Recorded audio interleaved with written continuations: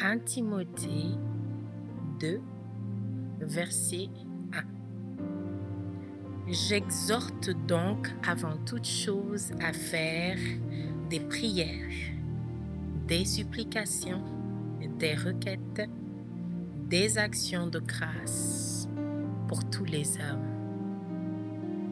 C'est une instruction qui nous est donnée de prier les uns pour les autres. Et aujourd'hui, je voudrais faire quelque chose de différent avec vous. Voici plusieurs semaines que nous sommes mis ensemble et que désormais, nous prions la parole. Mais ce jour, je sens à mon cœur et je voudrais me laisser conduire par l'Esprit de Dieu à prier pour vous, prier avec vous selon qu'il me mettra à cœur. Peu importe l'endroit où tu te trouves, j'aimerais que tu te connectes à la grâce qui est disponible dans ce lieu et aussi là où tu es, au-delà du virtuel. L'Éternel est capable d'agir. La Bible dit de lui qu'il est omniprésent. Donc, au moment où il est là, quand moi je prie, où tu te trouves, dans les transports, dans ton bureau, dans ton lit, peu importe, crois qu'il est là avec toi et que tu recevras ce qu'il voudra bien nous donner aujourd'hui. Je voudrais que nous puissions disposer nos cœurs et nos esprits, entrer dans une atmosphère d'adoration, nous abandonner à lui. Merci Jésus. Alléluia. Alléluia. Alléluia. Je lève les mains vers le ciel. Je te donne mon cœur.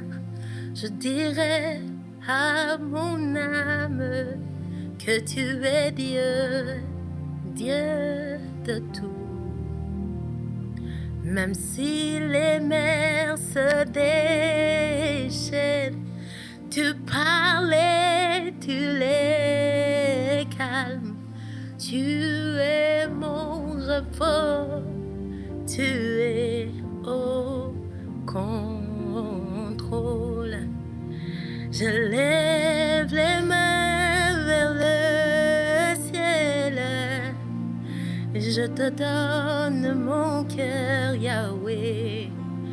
Et je dis à mon âme que tu es Dieu de toutes choses. Même si les mers se déchaînent, toi tu parles et tu les calmes. Tu es mon repos.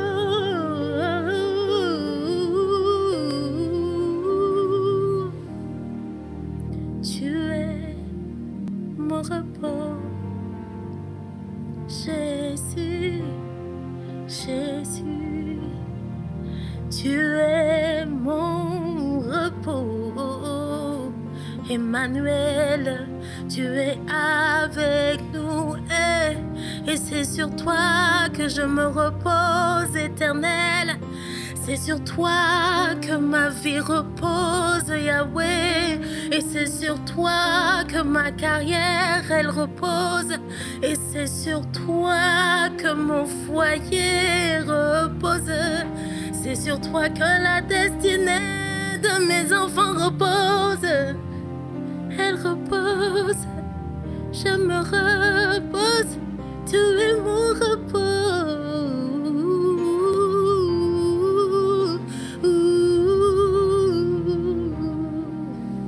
Esprit de Dieu, viens.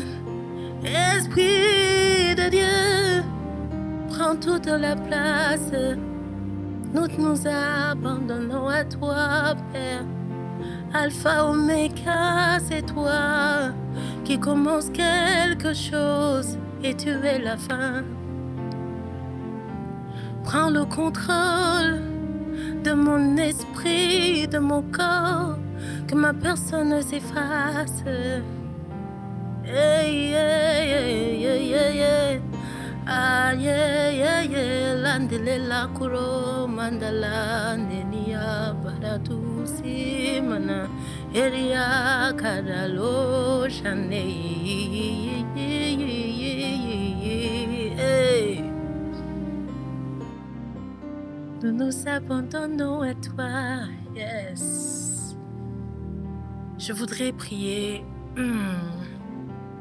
pour des personnes qui ont du mal avec Dieu le Père parce qu'elles n'ont pas eu une bonne relation avec leur Père. Des gens qui ne savent pas s'abandonner à ce Dieu le Père-là parce qu'elles n'ont pas pu compter sur leur propre Père. Quand vous n'avez pas eu l'habitude de faire quelque chose, c'est difficile d'y parvenir à l'âge adulte qu'on est. Vous êtes toujours battu par vous-même. Vous avez toujours tout fait par vos propres forces. Et là, maintenant, la Bible vous dit que vous avez un Dieu. Et ce Dieu-là vous dit que c'est en vain que vous vous levez le matin, en vain que vous couchez tard la nuit. Et qu'il en donne autant à ses bien-aimés dans leur sommeil. Beaucoup de gens vivent en fonction de leur salaire, en fonction de leur capacité. Elles ne bénéficient pas de l'héritage de Dieu le Père. Vous savez, si vous étiez l'enfant ne serait-ce que du Premier ministre, vous ne seriez pas, au moment où vous voulez déménager, en train de réfléchir à quel est le salaire, à quel est le loyer, que mon salaire me permet de payer. Vous ne serez pas en train de dire « Ah, voici telle limite que j'ai » parce que vous êtes l'enfant du Premier ministre. Vous savez que si vous avez besoin d'une maison, vous appelez votre père et vous lui dites « Papa, il faut que je déménage ». C'est une question de choix. Vous donnez juste des critères, un nombre de pièces, un jardin, une piscine. C'est juste ces choses-là que vous indiquez. Et quelqu'un ira faire des visites et on vous enverra juste pour valider. Mais vous avez un Dieu qui est plus grand qu'un ministre. Il est plus grand qu'un président. Il est le roi des rois. Il est celui à qui toute chose appartient. Et c'est lui votre Père, infiniment riche.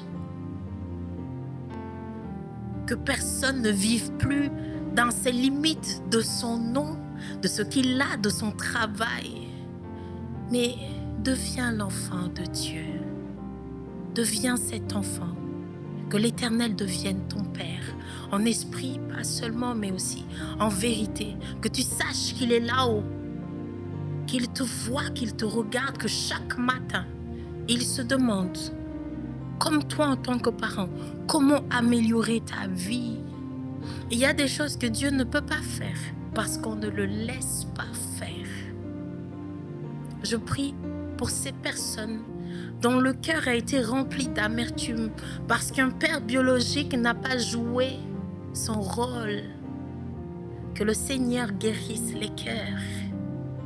Que l'amertume soit ôtée, que le ressentiment soit chassé de là et qu'il y ait à nouveau une réconciliation avec la notion de paternité et que vous puissiez profiter et bénéficier pleinement du Père Céleste qui est dans les cieux. Je voudrais prier pour le personnel de maison. Aujourd'hui, beaucoup d'enfants de Dieu ont des difficultés avec le personnel qu'ils ont à la maison, chauffeur, nounou, pour bien de raisons. Il y a ceux qui sont utilisés par l'ennemi, puis il y a ceux qui ne savent même pas qu'on utilise, qui sont là dans nos vies comme des sources d'irritation, des sources de problèmes, de conflits à chaque fois. Et certains personnels, même certaines de ces personnes sont venues dans nos vies comme des aides de destinée. Mais elles portent malgré elles un esprit de rejet qui fait qu'au lieu que nous puissions les aimer, l'esprit qui est en elles nous emmène à les repousser. Je veux appeler l'amour de Dieu, l'amour de Christ dans les maisons, appeler l'amour de Dieu dans les foyers, appeler un esprit de discernement afin déjà que vous sachiez dans quelle catégorie est-ce que vous êtes. Est-ce que vous avez à votre service, auprès de vous, quelqu'un que l'ennemi utilise? Que Dieu, le Saint-Esprit, vous conduise dans la bonne attitude à avoir. Et si vous avez quelqu'un, une aide que Dieu vous a envoyée, mais qui a besoin de délivrance, je prie en ce jour que le Seigneur vous donne la sensibilité nécessaire, que vous puissiez l'aider, que le Seigneur remplisse votre cœur d'amour pour cette personne, pour cette nounou qui s'occupe de votre enfant, pour ce monsieur qui vous conduit, qui conduit votre épouse, qui conduit vos enfants. J'appelle maintenant, par la puissance de l'Esprit de Dieu, un nettoyage dans nos maisons.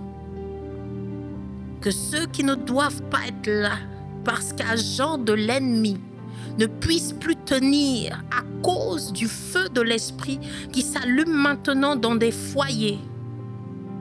Qu'ils ne puissent pas rester, qu'ils soient mal à l'aise et qu'eux-mêmes demandent à partir. Non, nous ne luttons pas contre la chair ni le sang. Je ne suis pas venue tuer quelqu'un. Et là où Dieu a envoyé une aide, mais que le démon crée un fossé entre celui qui peut l'aider et la personne qui a besoin d'aide, que l'amour de Jésus vienne créer une nouvelle connexion, que Dieu mette l'amour d'une nounou dans le cœur de sa patronne, dans le cœur de son patron, que Dieu mette l'amour d'un employé dans le cœur de son employeur, là où le diable avait planifié qu'on te vire de ce bureau, qu'on t'accuse à tort. Esprit de Dieu, intervient maintenant, aujourd'hui. Oh, que nos ennemis ne se rient pas de nous, qu'ils ne disent pas « voici ce que nous voulions ». Interviens. Esprit de Dieu, nous nous abandonnons à toi. Nous nous abandonnons à toi. Rallume ton feu dans nos maisons.